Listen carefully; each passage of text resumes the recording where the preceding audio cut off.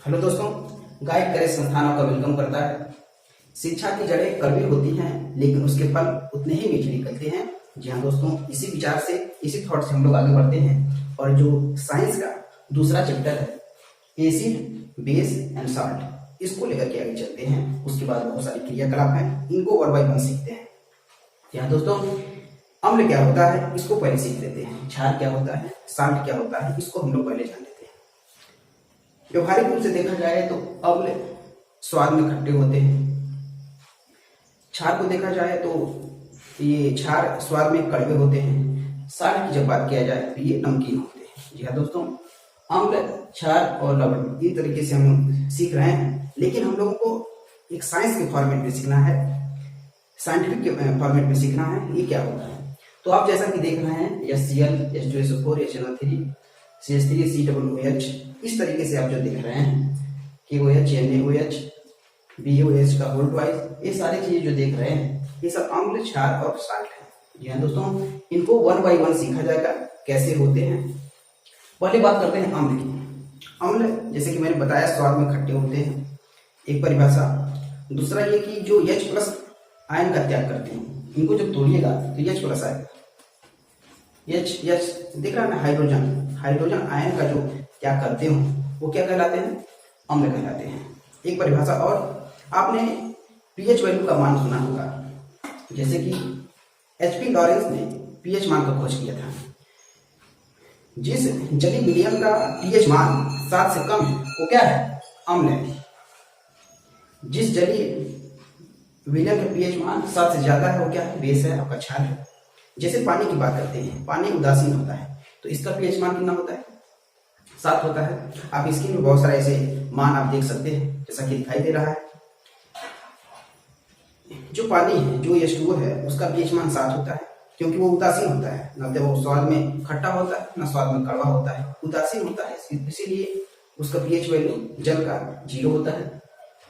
यदि 7 से pH मान नीचे घट रहा है तो अम्ल में चला जाएगा। यदि 7 से ऊपर जा रहा है तो आपका बेस में चला जाएगा।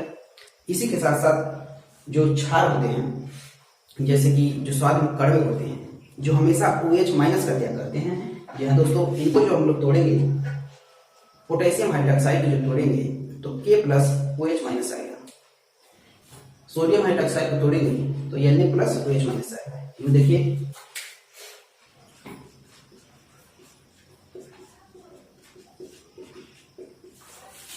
OH- आया, इसलिए क्या है, क्षार है। इसी की बात कर सकते हैं, रूबिडियम हाइड्रोक्साइड की बात करते हैं।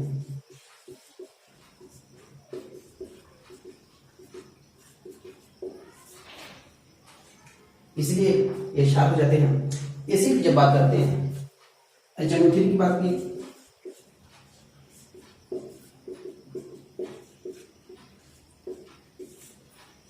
H+ जो यौगिक, जो कंपाउंड H+ आयन का त्याग करे, उसमें टूटे, वो क्या है, सब एसिड है।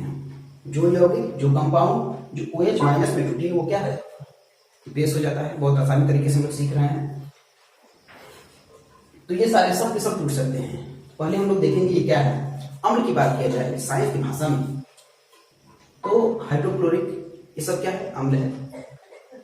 ये सल्फ्यूरिक अम्ल है, nitric acid, acetic acid, oxalic acid हो गया आपका, और हाइड्रोक्लोरिक एसिड, ये सब के सब क्या है, अम्ल है। इनका नाम आपको याद रखना बहुत जरूरी हो जाता है।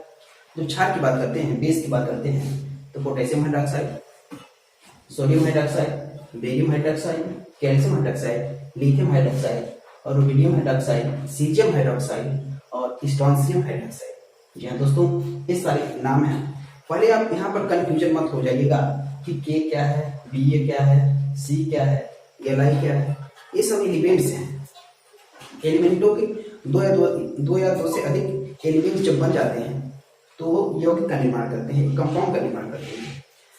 तो इसमें आप कंफ्यूज हो जा रहे हैं कि H क्या है, Na क्या है, Cr क्या है, O क्या है, कैल्शियम क्या है, Ca क्या है। तो आपके लिए यही चैप्टर बहुत कठिन हो जाता है। इसीलिए मैंने पहले ही क्लास में बताया, जब आप 1 से 50 तक तत्वों पर अपना पकड़ जमा लेते हैं तो केमिस्ट्री नामक जो सब्जेक्ट है उस पर आप हावी हो जाती है, बहुत आसान हो जाता है आपके लिए। मैं इस चीज को बार बार दोहराता हूँ। इसीलिए आप केमिस्ट्री पढ़ने से पहले, छूने से पहले आप 1 से 50 तक तत्वों का गहन अध्ययन कीजिए। वो कैसे मिलते हैं, कैसे यौगिक का निर्माण करते हैं, कैसे बंद होते हैं उसमें, ये सारी चीजें आप पहले सीख लीजिए, तब जाकर के आपके लिए फायदेमंद होगा। तो ये दोनों चीज क्या हो गई, अम्ल और क्षार हो गए, जिस तरीके से हमने देखा, परिभाषा भी हमने देखा, साथ ही साथ सारे की बात करते हैं। इन दोनों के अलावा जितना भी आपके सामने दिख रहा है वो क्या है, साल्ट है, जैसे कि NaCl साधारण नाम हम सबके घर में होगा, सोडियम क्लोराइड, K2Cr2O7, पोटेशियम क्रोमिनेट, जी हाँ दोस्तों, पोटेशियम क्रोमिनेट होता है, कैल्शियम क्लोराइड और कॉपर सल्फेट और पोटेशियम क्लोराइड, ये सब के सब क्या है, साल्ट है। तो आपको इन सारी चीजों को पहले माइंड में ही क्लियर कर लेना चाहिए, कौन एसिड है, कौन बेस है, कौन साल्ट है। उसके बाद आप क्रियाकलाप पर ध्यान से दे सकते हैं। जब बात करते हैं क्रियाकलाप का, पहला जो है, बहुत सारे आपकी किताबों में, कक्षा 10 की NCERT की बुक में बहुत सारे क्रियाकलाप से ही आपको पूछा रहा है। तो क्रियाकलाप के माध्यम से हम समझ लेते हैं। पहला है प्रयोगशाला में अम्ल एवं क्षारक। जी हाँ दोस्तों, प्रयोगशाला में जो अम्ल और क्षारक हैं उसकी पहचान करना है, बहुत आसान तरीका। यूं समझिए, ये यदि अम्ल है, ये यदि बेस है, क्षार है, तो आप कैसे पहचानेंगे कि ये अम्ल है या बेस है? तो बहुत साधारण तरीका, लिटमस पेपर का नाम सुना होगा, परचमेंट पेपर। जी हाँ दोस्तों, लिटमस पेपर क्या होता है, जो अम्ल होता है, एक चौथी परिभाषा अम्ल के लिए सामने आ जाती है। मैंने बताया अम्ल के 3 से 4 परिभाषा हो सकते हैं। जो स्वाद में खट्टा है वो अम्ल है, जो H+ धनायन का त्याग करे वो अम्ल है, जिसका pH मान 7 से कम है वो अम्ल है। और चौथा परिभाषा आपके सामने आ रहा है, यदि अम्ल, यदि विलयन नीले लिटमस पेपर को, नीले परचमेंट पेपर को लाल कर देता है, वो क्या है, अम्ल है। तो यहां से आप 4 परिभाषा जान गए। क्षार की जब बात करते हैं, क्षार का भी 4 परिभाषा। पहला कि वो जो स्वाद में कड़वा होता है, 1। दूसरे की बात करते हैं जो हमेशा OH- का त्याग करता है, जैसे कि मैंने बोल के बताया। तीसरा, जो pH वैल्यू है वो 7 से ज्यादा हो, 7 उदासीन है, 7 से भी ज्यादा है, वो किस में जाएगा, क्षार में चला जाएगा। और साथ ही साथ जो चौथा परिभाषा है, चौथा जानने की जो कड़ी है, वो है कि जो यदि विलयन लाल लिटमस पेपर को, रेड परचमेंट पेपर को नीला कर देता है, वो क्या हो जाता है, आपका क्षार हो जाता है। इस तरीके से हमने अम्ल और क्षार के 4 परिभाषा, मतलब 4 चीजों के अलग अलग माध्यम से जानने की कोशिश किया। तो क्रियाकलाप में पहला ही है, प्रयोगशाला में अम्ल और क्षारक जो है, कैसे आप इनको पहचानेंगे, वही बात है। तो हम इनको कई मात्रा में अलग अलग ले लेंगे, हमें नहीं पता है, एक विलयन के रूप में ले लेंगे और क्या करेंगे, 1 by 1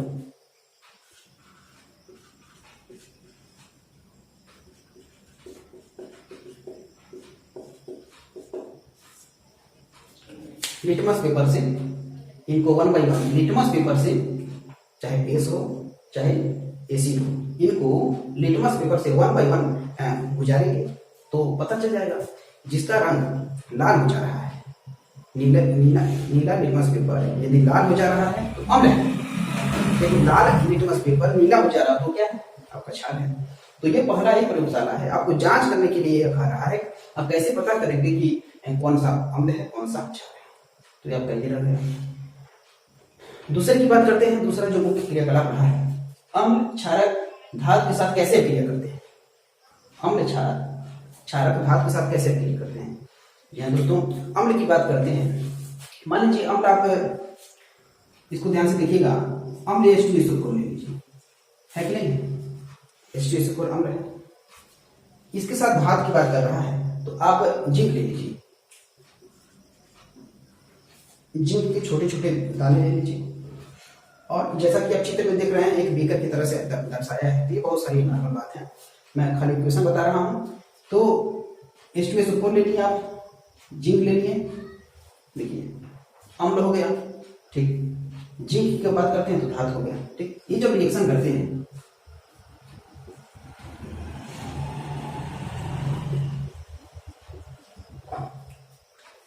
ये दोस्तों जब ये अब क्रिया करते हैं तो H2SO4 plus Zn zinc sulphur हो जाता है और हाइड्रोजन गैस निर्मुक्त होता है।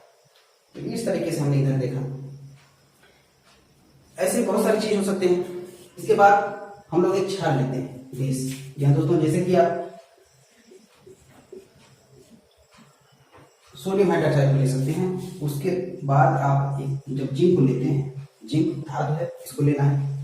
जब एक अभिक्रिया होता है तो Na2ZnO2 और H2 निर्मित होता है। जी हाँ दोस्तों, आप देख सकते हैं जब सोडियम हाइड्रोक्साइड के साथ एक धातु की क्रिया होती है जिंक की, तो होता है, बनता है सोडियम जिंकेट।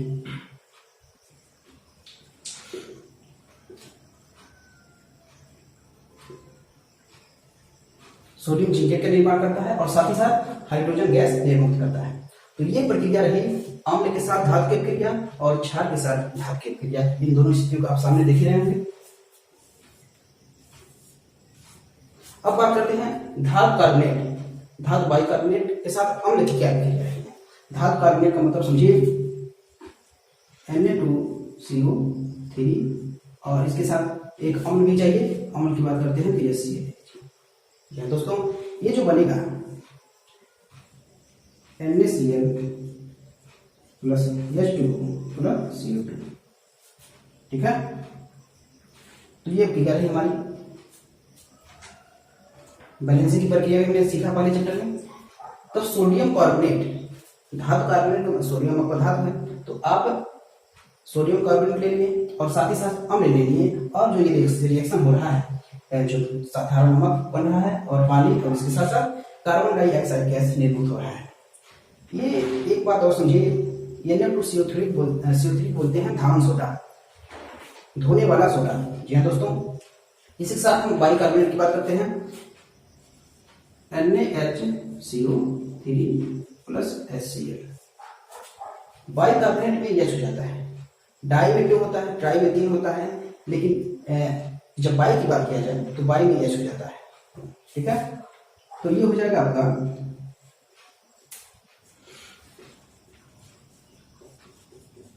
सेम प्रोसेस होगा। यदि साधारण नमक बनाएगा, साल्ट बनाएगा और साथ ही साथ जल और उसके बाद कार्बन डाइऑक्साइड गैस निर्मुक्त करेगा। तो आपने जिस तरीके से देखा, सोडियम बाइकार्बोनेट हो या सोडियम कार्बोनेट हो, हर स्थिति में कार्बन डाइऑक्साइड गैस निर्मुक्त हो रहा है। मैं बात ये कहना चाहूंगा, जिस प्रकार ये धावन सोडा है उसी प्रकार ये बाइकार्बोनेट की जब बात करते हैं तो ये खाने वाला सोडा है।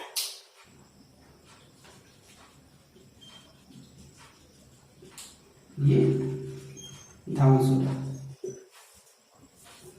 ठीक है। तो हमारा ये प्रक्रिया हो गया। अब देखते हैं अम्ल तथा क्षार की आपस में क्या क्रिया होती है। कोई भी अम्ल ले लीजिए। अम्ल की बात की जाए तो आप HCl ले लीजिए। क्षार की बात किया जा रहा है NaOH ले लीजिए, ठीक है। एक अम्ल एक क्षार के साथ क्या क्रिया करता है, बस हमको यही सीखना है। तो ये जो बनेगा NaCl प्लस H2O, ठीक है। अम्ल और क्षार जब मिलते हैं तो साल्ट का निर्माण करते हैं। ये आपका एसिड है और ये बेस है। एसिड और जो बेस मिलते हैं तो साल्ट का निर्माण करते हैं, साथ ही साथ जल। तो ये प्रक्रिया इसके लिए और ये इसके लिए है और ये इसके लिए है, ठीक है। आगे बढ़ते हैं। अम्ल के साथ धात्विक ऑक्साइड की अभिक्रिया क्या होती है। अम्ल के साथ धात्विक ऑक्साइड की अभिक्रिया देख लेते हैं। अम्ल ले लेते हैं, आपका HCl अम्ल होगी, ठीक। धातु ऑक्साइड की बात कर रहा है तो लास्ट में ऑक्सीजन आना चाहिए, तो आप कॉपर ऑक्साइड ले लीजिए, ठीक। अम्ल के साथ धातु ऑक्साइड मिले तो कॉपर ऑक्साइड हो गया। यह अभिक्रिया जब करेगा CuCl2 प्लस H2O, ठीक है। इस तरीके से हमने देखा जब अम्ल और धातु ऑक्साइड अभिक्रिया कराती है तो कॉपर क्लोराइड का निर्माण करती है, साथ ही साथ जल का निर्माण करती है। तो हमने देखा इस तरीके से बहुत सारे क्रियाकलाप रहे, 1 बाय 1 हमने सीखा। तो ये आपका जो लास्ट वाला जो क्रियाकलाप है आप इसको होमवर्क समझिए। इसको आप खुद से करने की कोशिश कीजिए। इसको लेकर के हम अगले क्लास में बहुत एक नए वीडियो के साथ मिलेंगे। ये रहा आप लोगों का अध्याय 2 अम्ल क्षार तथा लवण। इसके आने वाले अगले क्लास में एक बृहद तरीके से इसके अगले पार्ट को लेकर के सामने आते हैं। तब तक के लिए